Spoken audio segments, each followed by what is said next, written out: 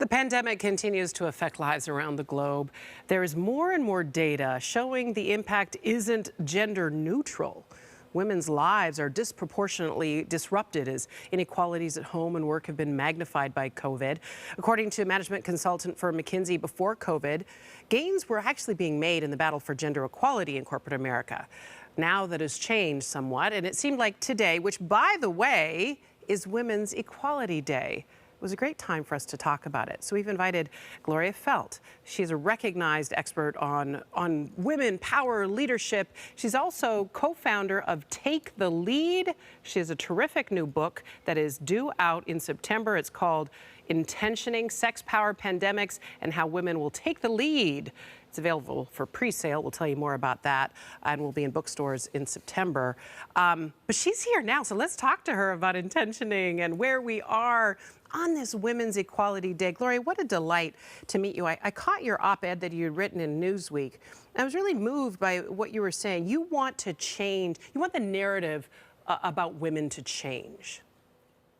Absolutely. Thank you for having me, Michaela. I will say that, I don't want to downplay at all the negative aspects of the pandemic. Yes. So many people have lost jobs, livelihoods, lives. It's a terrible thing. However, we also know that just from history that massive disruptions are always the very best time to rethink everything, to innovate, to create, to literally think again. And the workplace as we know it was designed by men for men who had women and people of color at home taking care of the daily business of life, right? Well, nobody lives that way anymore. Right. Nobody lives that way. It's not functional anymore. So it's been needing to change for a long time.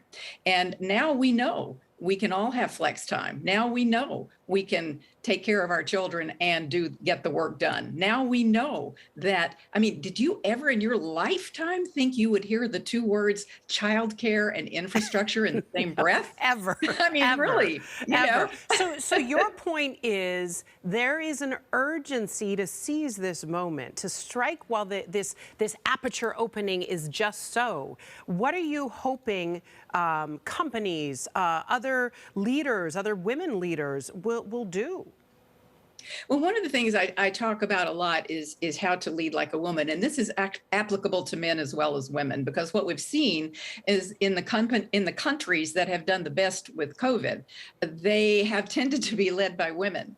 And when you look at the characteristics that have enabled that to happen, they have been characteristics that have been, frankly, socialized into women. None of this is hardwired. Gender is not hardwired. Our behavior is not hardwired. So neither men nor women are better inherently, but women have been socialized to be more empathetic, to be more collaborative, to think about the whole person